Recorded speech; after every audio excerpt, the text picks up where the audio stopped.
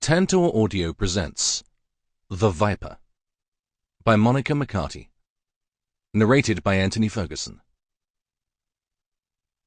Foreword.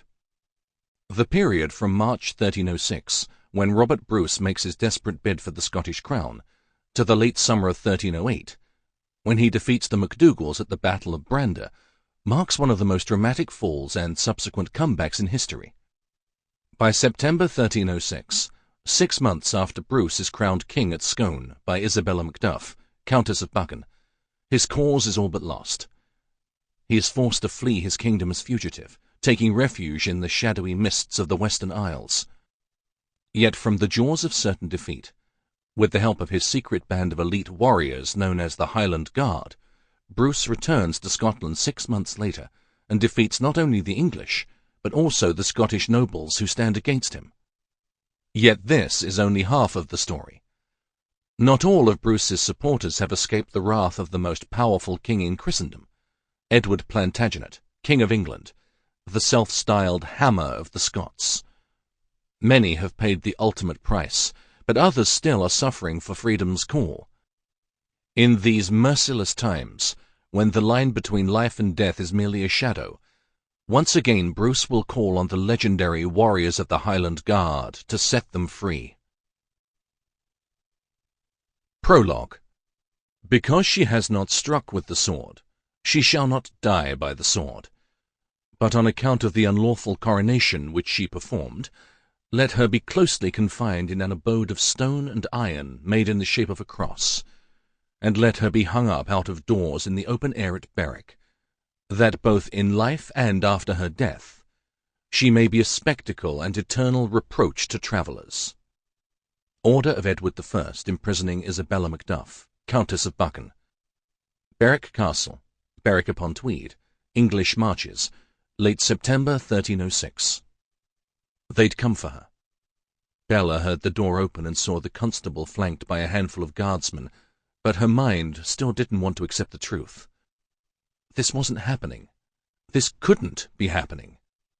In the weeks it had taken them to build her special prison, she told herself that someone would intervene. Someone would put a stop to this barbarity masquerading as justice. Someone would help her. Perhaps Edward would relent, as he'd done for Robert Bruce's daughter and wife, and send her to a convent instead. Or maybe Bella's erstwhile husband, the Earl of Buchan, would see beyond his hatred and plead for mercy on her behalf. Even if her enemies did nothing, surely she could count on her friends. Her brother might use his influence as a favourite of the king's son to help her. Or Robert. Robert would do something. After all she'd risked to crown him king, he would not forsake her.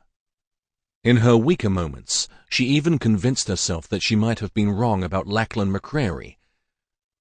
Maybe when he heard what Edward planned to do to her, he would come for her and find a way to get her out. She told herself these men wouldn't leave her to this horrible fate. But no one had come for her. No one had intervened. Edward intended to make an example of her. Her husband despised her. Her brother was a prisoner, even if a favoured one. Bruce was fighting for his life, and Lachlan, he was the one who'd put her here. She was alone, but for her cousin Margaret, who would serve as her attendant. The one concession Edward had made to her noble blood. The constable of Berwick Castle, Sir John de Seagrave, one of Edward's commanders in the campaign against Scotland, cleared his throat uncomfortably. He wouldn't meet her gaze. Apparently even Edward's lackey didn't approve of his king's justice this day. "It's time, my lady." The flash of panic came so hard and fast it stopped her heart. She froze like a doe in the hunter's sights. But then instinct set in, and her pulse exploded in a frantic pace. She felt the overwhelming urge to run, to flee, to save herself from the arrow aimed at her heart. Perhaps guessing her thoughts, one of the guardsmen stepped forward to grab her arm and hold her to her feet. She flinched at his touch.